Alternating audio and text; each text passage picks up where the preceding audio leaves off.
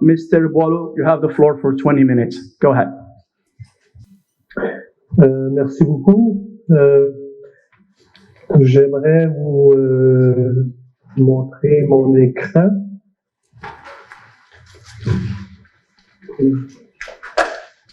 Bon. Est-ce que vous m'entendez bien?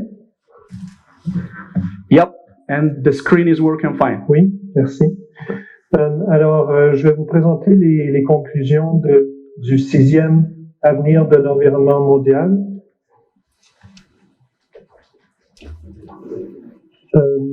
La publication a été publiée au mois de mars 2019.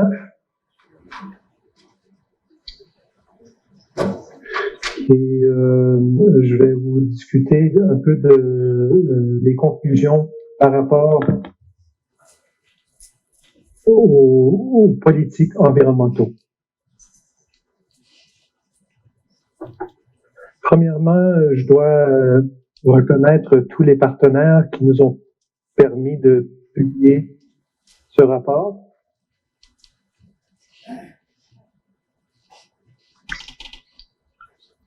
En premier, il y a plusieurs gouvernements qui nous ont aidés, entre autres l'Union européenne, le gouvernement de l'Italie, le gouvernement de Norvège, la Chine et le Thaïlande, qui nous ont aidés beaucoup pour la production de ce rapport.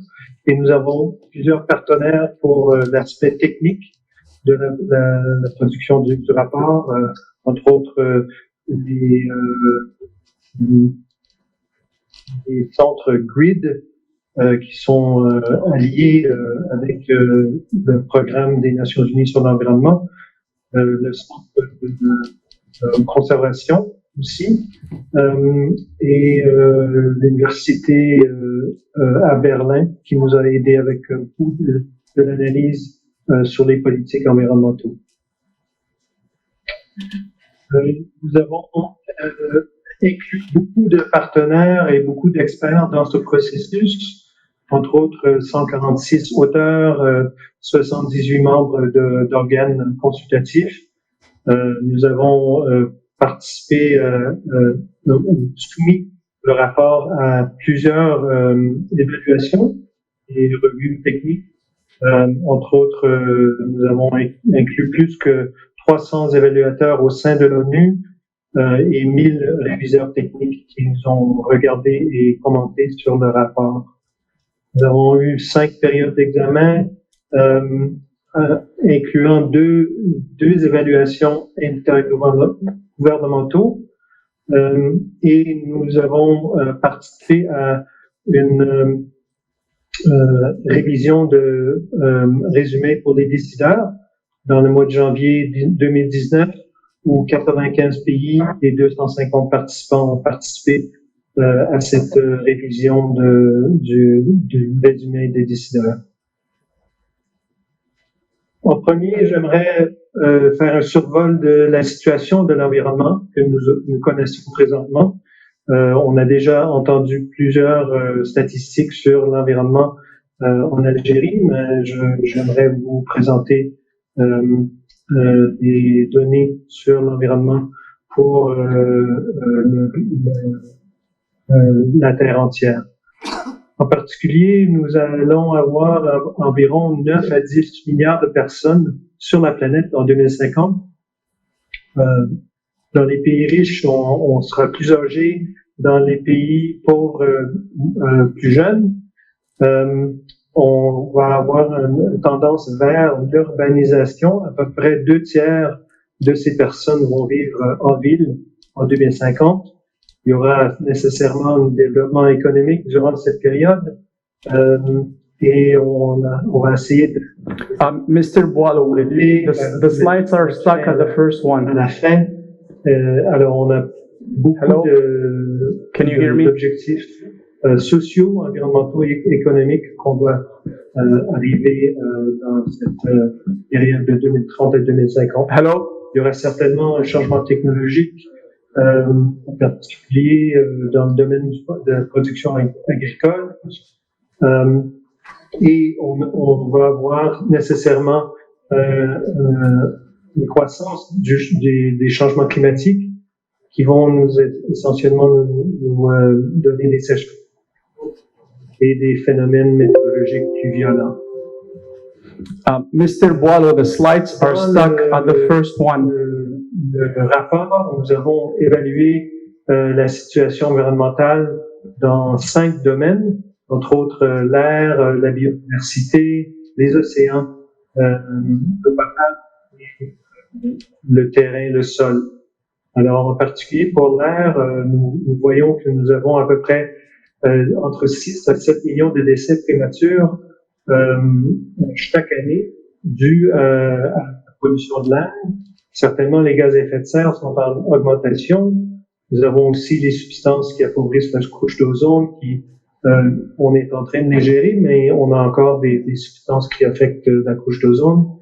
On a plusieurs polluants dangereux dans l'atmosphère, entre autres les émissions de mercure qui nous causent des problèmes de santé.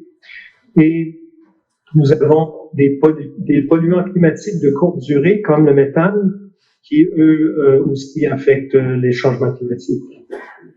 Pour la biodiversité, on a une planète qui est en pleine crise. Nous observons peut-être la 6e extinction de masse dans l'histoire de la Terre. Et 70% de la population les plus pauvres de la Terre subsiste sur cette biodiversité. Alors, c'est important de la protéger. Nous avons vu un déclin d'espèces d'environ 60% entre 1970 et 2014, et les écosystèmes sont en danger. Environ 10 et 14 écosystèmes importants ont été diminution de leur productivité entre 2000 et 2013. La biodiversité marine souffre aussi parce qu'on a une surexploitation des stocks de poissons. Et il y a aussi une Mr. Boileau, excuse me. Génétique. Hello, can you hear me? Vous m'entendez, Monsieur Boileau? Nos écosystèmes. Pour les océans et les côtes, on a certainement un problème avec les récifs coralliens qui, eux, sont affectés par les changements climatiques et aussi par l'acidification des océans. Il y a aussi des effets sur les pêches et les aquacultures. Eux, ils sont affectés par le changement climatique et la pollution des océans. C'est clair que les océans produisent environ 20% de la nourriture pour des personnes sur la Terre, mais on a des exemples de pêche durable qui peuvent nous donner des exemples de comment maintenir les océans en bon état.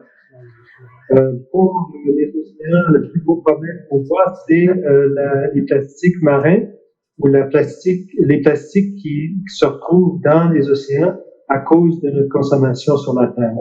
Alors, on a une statistique d'environ 8 millions de tonnes de plastique pénètrent les océans chaque année. Et on doit faire chose pour essayer de corriger ça. Pour les terres et les sols, nous avons plusieurs statistiques qui nous disent que on utilise environ 50% des terres agricoles pour la production alimentaire et environ 50% de croissance de la production alimentaire est nécessaire pour être capable de fournir l'alimentation pour les 10 milliards d'habitants qui seront sur la planète en 2050. On a un problème de monoculture d'espèces qui nous entraîne une dégradation de l'environnement et une perte de biodiversité pour cette nutrition. Nous produisons environ, nous utilisons environ 77% des terres agricoles pour la production de protéines animales. et on gaspille environ un tiers de la nourriture qui est produite chaque année. On a une perte de forêt aussi qui chute à 6,5 millions d'hectares par année. Et on a seulement une croissance de forêt d'environ 3,2 millions d'hectares. Alors, une perte nette de forêt chaque année globalement. Et on a aussi une urbanisation qui progresse ici. Pour l'eau douce ou l'eau potable, on voit que environ 1,4 million de personnes meurent chaque année à cause de la pollution et des pathogènes dans l'eau potable et l'eau douce. On a aussi un problème de résistance aux antibiotiques et aux antimicrobiens qui sont générés par le fait qu'on utilise beaucoup d'antibiotiques dans la production alimentaire. Et ces antibiotiques-là se retrouvent dans les systèmes d'eau potable. Alors, on utilise aussi finalement 70% de toute l'eau douce globalement pour la production alimentaire. Alors, on a des statistiques simples pour cette situation d'eau douce. On a aussi des problèmes qu'on doit noter qui sont des problèmes transversaux. Environ 9 millions de décès prématurés sont dus à des cas environnementaux et on doit aussi on trouve aussi des catastrophes environnementales comme des sécheresses et des ouragans qui nous causent beaucoup de pertes financières et aussi des pertes de personnes chaque année. On a environ 1,2 milliard de personnes qui n'ont pas accès à l'électricité et 2,7 milliards qui vivent encore des produits traditionnels. On a une croissance des produits chimiques utilisés à travers la Terre. Environ 100 000 produits chimiques sont utilisés globalement. Et eux, ils causent des problèmes environnementaux aussi. On génère entre 7 à 10 milliards de tonnes de déchets et d'eau usée par année. Mais on a progressivement plus d'éducation sur l'environnement et le développement durable dans nos écoles. On a aussi une croissance importante des données environnementaux qui nous permet de faire une évaluation plus précise de la situation dans l'environnement. Et ces données dans l'environnement sont globalement plus précis et plus utilisables au fur et à mesure qu'on est capable de cueillir ces données-là. Pour les problèmes des politiques environnementales, on a trouvé dans la publication que la plupart des politiques environnementales ne peuvent pas maintenir ou adresser les problèmes environnementaux parce que le taux des ajouts aux problèmes environnementaux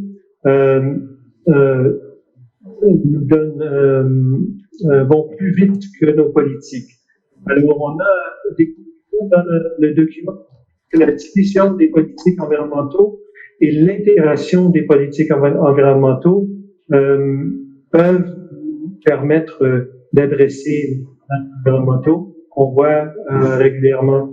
Et alors, la conclusion du rapport, c'est qu'on doit arriver à des approches systématiques pour transformer les systèmes comme les systèmes énergétiques ou le système d'alimentation pour nous permettre d'arriver à un environnement sain.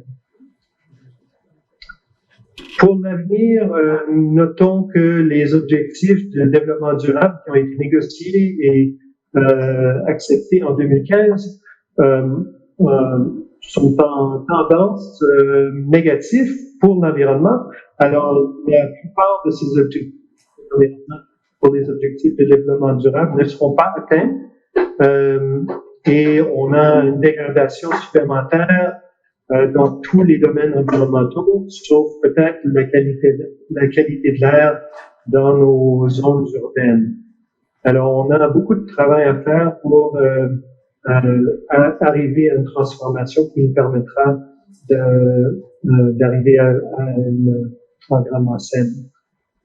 Je vous donne deux exemples dans le rapport qui nous disent que la tendance de la demande énergétique devrait augmenter d'entour 40 à 50% d'ici 2050.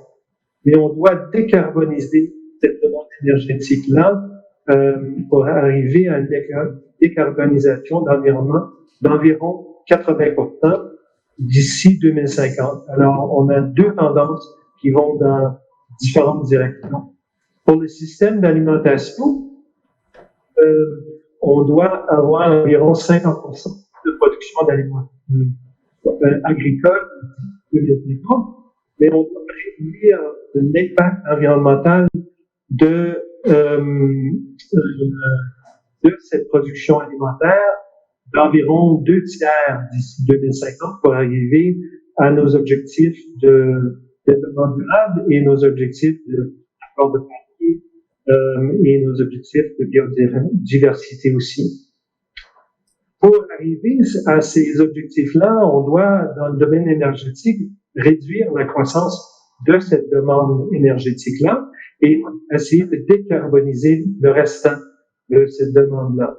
Pour le domaine alimentaire, on doit réduire le gaspillage alimentaire et aussi changer nos habitudes alimentaires vers peut-être une consommation de protéines alimentaires qui parviennent des plantes plutôt que de protéines qui parviennent des